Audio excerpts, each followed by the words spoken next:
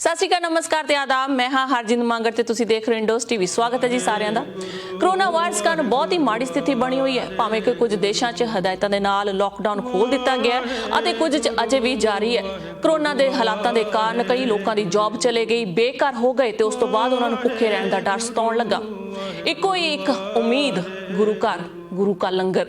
जी बिल्कुल, गल करते हैं राजधानी दिल्ली की, जिथे गुरु घर बंगला साहिब विच 24 घंटे श्रद्धालुओं लई लंगर खोल दिता गया।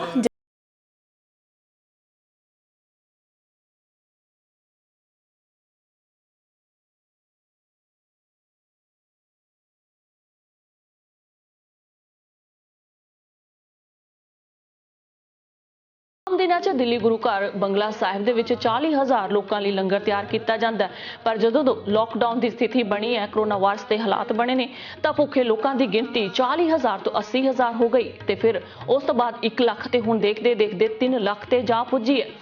दिल्ली के बंगला साहिब गुरु घर के चारे दरवाजे हर धर्म, हर जात लई खुले ने।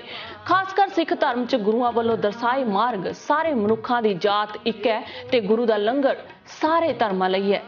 ਲੱਖਾਂ ਸੰਗਤਾਂ ਗੁਰੂ ਘਰ ਦੇ ਵਿੱਚ ਲੰਗਰ ਛਕ ਰਹੀਆਂ ਹਨ ਅਤੇ ਲੋਕਾਂ ਨੂੰ ਰਿਹਾਇਸ਼ ਵੀ ਦਿੱਤੀ ਜਾ ਰਹੀ ਹੈ। ਸੋ ਗੁਰੂ ਦਾ ਲੰਗਰ ਚੱਲਦਾ ਹੀ ਜਾ ਰਿਹਾ।